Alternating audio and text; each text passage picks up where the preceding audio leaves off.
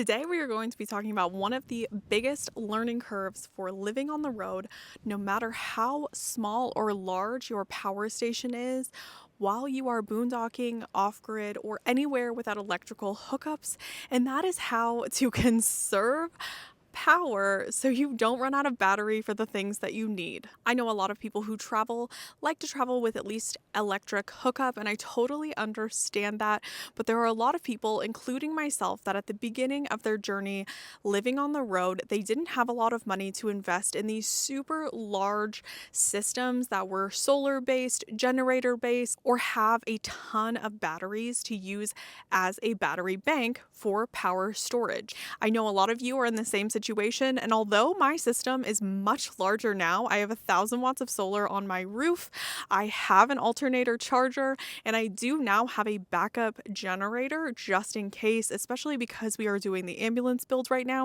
But that all costs more money, even just the fuel to run the generator all the time. They're noisy, and it's not something I like to rely on, so I still use a lot of these power saving tips. I know all of you out there have great ideas, so leave your power saving tips in the comments below, because I'm sure there are so many out there I haven't even thought of yet, and I really want to see what you guys have to say, especially because we can help each other out in this situation, because it's something that everybody goes through. When you first get on the road, one of the easiest things you can do, no matter what size rig you're in, is to switch from high draw or high wattage items to just a lower wattage or even non-energy versions of those items. This is something like switching from a coffee maker Keurig situation to instant coffee or pour over. A coffee maker in general pulls almost 1,000 watts. I know there are lower wattage ones.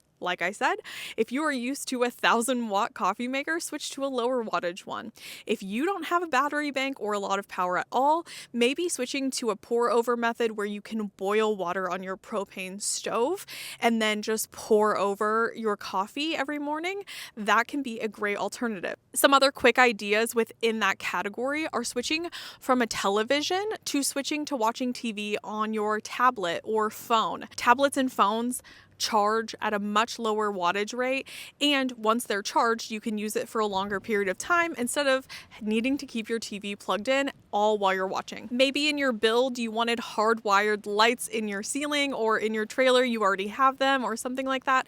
But if they're not LED, or even if they are, they can still end up pulling a significant amount depending on how many you've put in. Switching to headlamps, solar lights that you can charge outside during the day and then bring in at night, like the Lucy lights, or even just switching to string lights. I have a string of Christmas lights that I use that are LEDs, and they plug into my USB port on my power station, and they pull way less wattage than if I hardwired in a bunch of lights. I recently switched to an induction cooktop. I no longer have a propane stove with me, but if you are first starting out, and like I was for so long, I used propane instead of electric cooking sources because cooking uses almost no propane. Propane bottles would last me almost a month, even cooking 3 meals a day. When I'm using my induction cooktop, it's pulling 9 to 1,500 watts at a time, and that is a lot of power just to be able to cook your meals. So if you don't have the setup for it, switching to propane is a great alternative. If you don't like propane in your rig, there are things that are like electric lunch boxes that can be plugged into your 12-volt outlet of even your vehicle, or if you have a power station that has a 12-volt outlet, and it simply warms up your food over time. So if you have done some cooking, whether you have a propane stove or not, you can always reheat things in one of those electric lunch boxes, and that uses way less power. Fans can be a large draw item. If you are using like a residential box fan, or even just a larger fan that has an AC plug that needs to go into an AC outlet on your power station, if you're running that fan all night, having that constant 30, 40, 50 watt draw the entire night, and can actually draw down your battery more than you would think. So switching to battery powered fans, rechargeable fans, or even ones that go into your USB outlet can be a much better battery saving option. And because usually you're living in a smaller space, do more than enough to be able to give you a little bit of relief. My next big tip is to run all of your high draw items at the height of the sun during the day. An example of this is something that I use almost every single day because of my induction cooktop. I usually cook a bigger lunch around 11 or so in the afternoon because that is when my solar has kicked in, my batteries have recovered a little bit from the night before, there's been a few hours to recharge. I can then cook my meal and have everything going while the sun is offsetting the pull that I'm using while I'm cooking. And then usually we do something simple that doesn't require a lot of power for dinner later in the day. Also, when you're doing large draw items in the middle of the day, it gives your batteries a chance to have that extra 3 or 4 hours of charge before the sun goes down. So they have time to recover so you don't use up all of that power at the end of the day and then still need to run your fridge, your CPAP, your fans, anything overnight.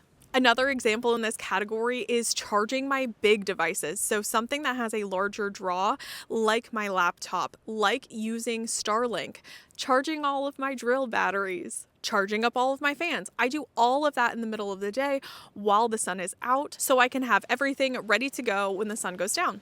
My third tip is to remember to unplug everything. I have been leaving my New Wave induction cooktop plugged in just absentmindedly on my table after I make my morning coffee, even though I only use that induction cooktop for maybe 3 minutes to heat up some water for my coffee.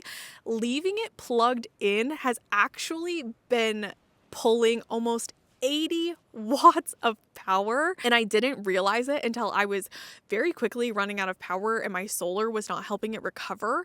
And I didn't have Starlink plugged in one day and I didn't have anything else charging. I clicked on my screen and saw that there was still an 80-watt pull, and the only thing that was plugged in was my induction cooktop. So there could be a parasitic draw from more devices than you think, and I would encourage you to check that out. It is much harder to see if you don't have a power station with a display that tells you how much power is coming out of the device.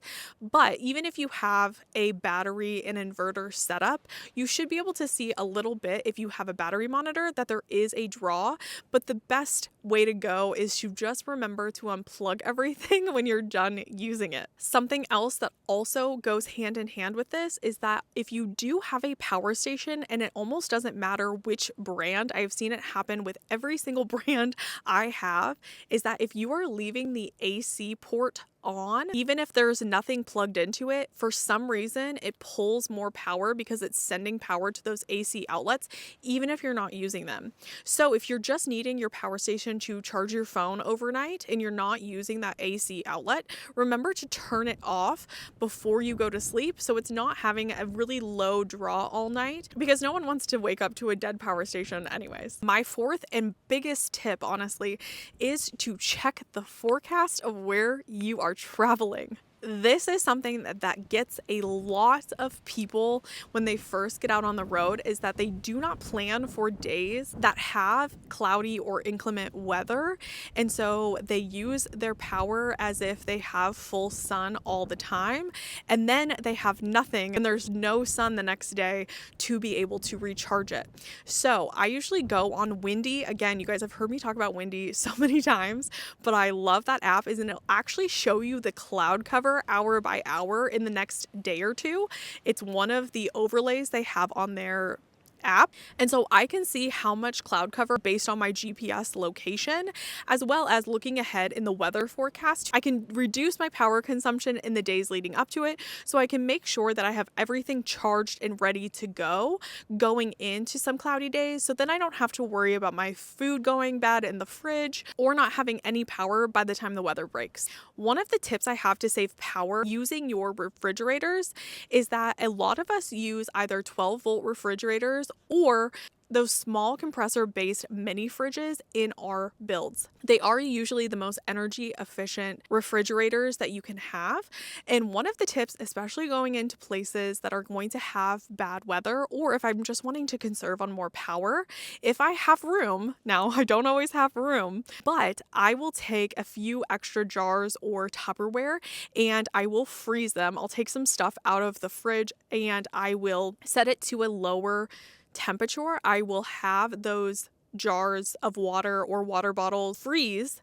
then put everything back in the fridge and set my temperature then a little bit higher, so then it doesn't kick on as often when I am dealing with multiple rainy days in a row or multiple overcast days in a row. But that ice being in there helps everything to stay a little bit cooler, and so it doesn't need as much power to keep all of my food good until I eat it, and then it's not a big deal anymore. This tip has really helped to be able to make sure I don't have to deal with any food waste. My next tip is to always have another backup battery bank. I have two large battery systems. I have one large 12 volt 200 amp hour battery that I have connected to half of my solar, and then I have a power station connected to the other half, and I also have an inverter that I can always use with my battery. During the day, both of those are getting charged by separate sets of solar panels that are on my roof, and I have different things connected to them, so they are a backup one of each other. And then I also keep a smaller power station for little things like my phone, AirPods, speakers, fans, all of that stuff. And in a pinch, it can handle the draw of my refrigerator. So if my power station is dead, my battery is dead, I also have my little backup battery bank that can charge much quicker because it is much smaller. With just a 100-watt solar panel, that can save the day, especially for my refrigerator. And my last and biggest tip that you guys always seem to give me a little bit of crap about, but it is something that really and truly makes a difference, and you wouldn't realize it until you're actually out here, is insulate everything so good. Whether you are in a car, a ambulance, an RV, a travel trailer, cargo trailer, anything like that, make sure you invest in your insulation. And if you can't invest in your insulation, hanging large blankets over your windows, keeping your windshield covered, and kind of creating a nest inside of your rig will help so much, especially if you are running fans to keep things cooler. That sunlight not beating in first thing is going to keep your rig cooler longer in the morning and not heat up so much during the day. And then at night, you don't need as much heat to be able to keep things comfortable if everything is covered. I had those WeatherTech window covers for so long, and I would tell you the majority of the time, almost none of them left my windows. If I wanted to go out and see the sights, I would just go sit outside, but that car stayed covered as much as humanly possible until it was hot during the day. And then I opened the windows for ventilation and cross ventilation with my window screens. And I do the same thing now with the ambulance. I keep large blackout curtains covering the doors in the back and on the side, and then I keep the partition closed all day to prevent the front of the vehicle heating up when the sun is rising and seeping into the back of the ambulance. And it's perfect all day with the amount of insulation I have done. Insulation is so important in every single setup, and so I encourage you to use that as much as humanly possible to conserve power, because needing to run an air conditioner all day or needing to run a heater constantly just isn't fun. It's expensive to do, especially with heat if you're getting propane all the time, or diesel if you have a diesel heater. It's just nice to be able to have everything insulated so it holds on to that heat, or it can hold on to the cool of the morning. It just makes things so much more comfortable and easier to handle, especially on the power side.